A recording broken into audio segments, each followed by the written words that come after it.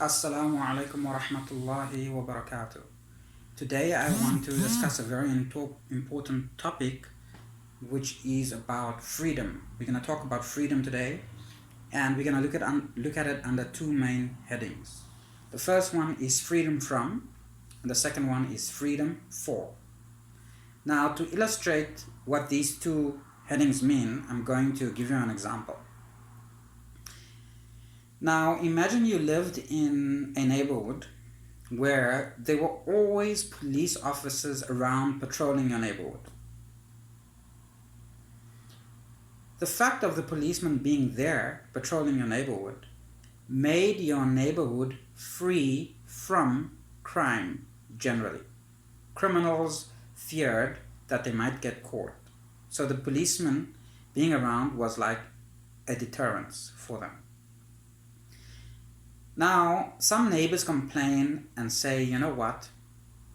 We feel that the policemen are a hindrance to our society because they appear to be spying on us and appear to be watching our movements, and it really makes us feel uncomfortable.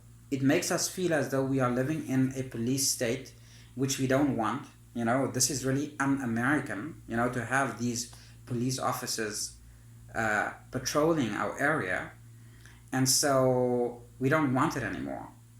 So okay, the governor steps in and says, you know what, we're going to remove these police officers from the street. Okay, so now you are free for the things you want to do. You are free to walk around without being watched by police officers, but it turns out that you are no longer free from crime, which is the purpose. The police officers were there in the first place to protect you from that. Okay, so this is an illustration of looking at things, you know, from either side, free from and free for.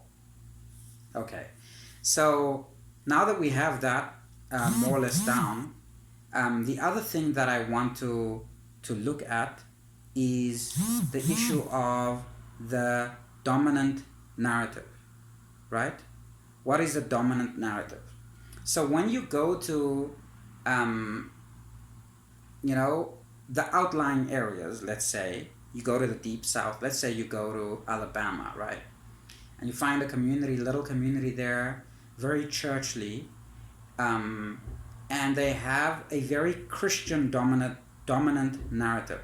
Okay, so you have a young girl growing up in a very Christian dominant narrative, and she grows up in a very conservative fashion. So she, you know, waits for marriage, for example, before she has sex. Something very simple like that, okay?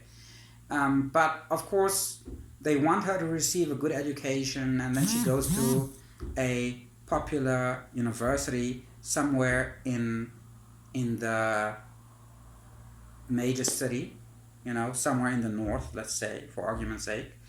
She goes to California, she goes to, I don't know, UC Berkeley, and when she gets there, right, she doesn't know how to negotiate life in a situation where the dominant narrative is not the one that she's used to.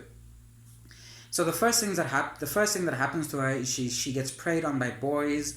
Other girls around her tell her, you know what, it's crazy that you're still a virgin. You gotta let loose. You gotta live your life. You gotta be free. You know, none of that ancient backwards mentality is really needed anymore. You know, it's un-American. You know, in fact, not to be able to sleep around. It's un-American to retain your virginity for the day that you get married. And so, you know, it's a story that happens over and over again. We see it constantly happening, right? She goes to university and she comes back not only with an education, but she's a changed girl, okay? She can no longer live in the country, okay? The dominant narrative has changed. And so there's this mistaken notion that because you live in a liberal democracy, that it's a free country, that you ought to be able to make the decisions you make unperturbed by a a certain amount of coercion or unperturbed by a influence, that would try to have you follow along. Okay? So while the dominant narrative in a small little country, community, might be very churchly, the dominant narrative in mainstream America, let's put it that way, would be very liberal. And the churchly narrative would be seen as un-American by the dominant narrative in liberal America. Okay? And so this idea that, because we live in a free country, there isn't a dominant discourse, and there isn't a sense of coercion, persuasion, and discrimination to follow a dominant discourse or dominant narrative is basically absurd and wrong, okay? There's always a dominant narrative. There's always a narrative that claims the center, okay? The question is, which narrative would you rather it be? And that is the question I put to, our fellow Americans, to say that, what would you rather? Would you rather to be free for or free from? Okay?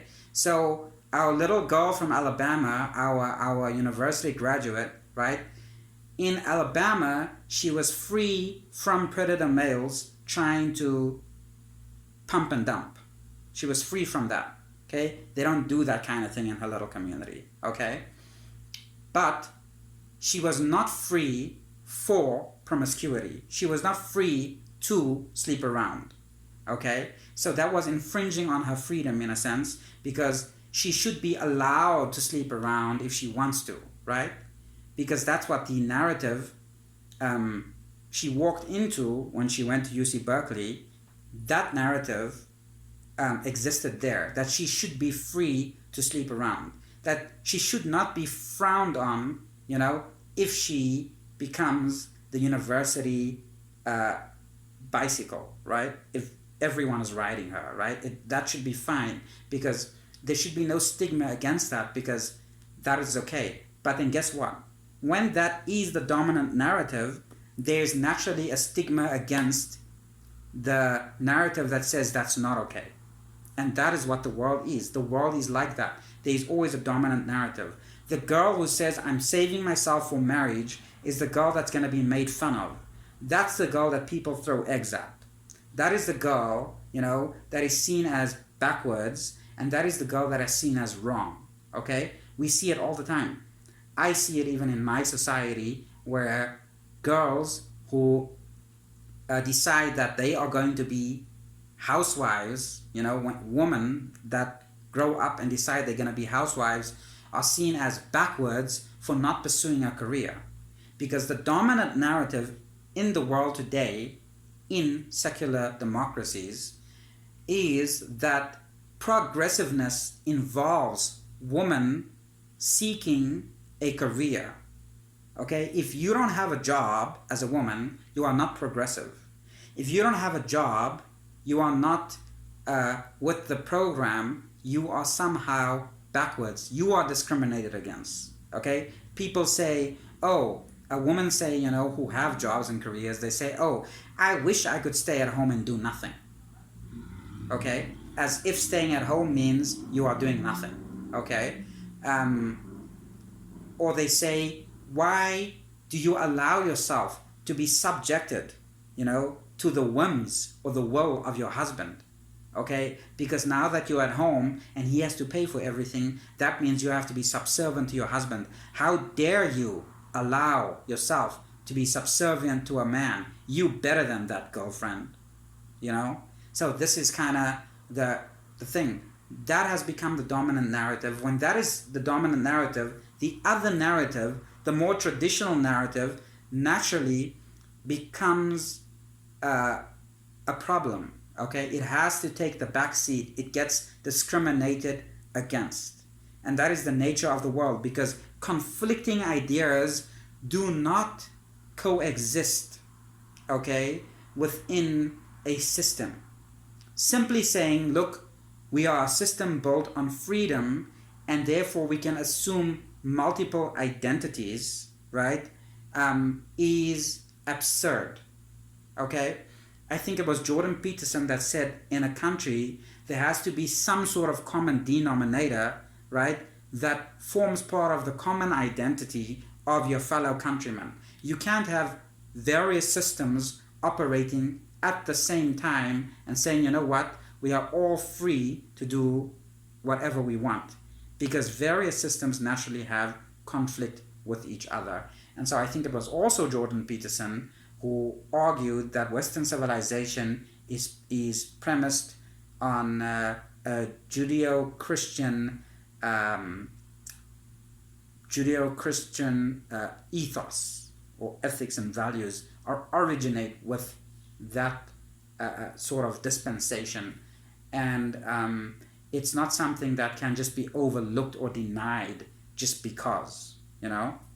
And so I'm not here telling you which way to choose, you know, what the outcome will be, you know, in your choosing. What I can say is that if we continue along the trajectory that we have, and if we keep pushing the liberal feminist agenda, we're going to push society over the edge.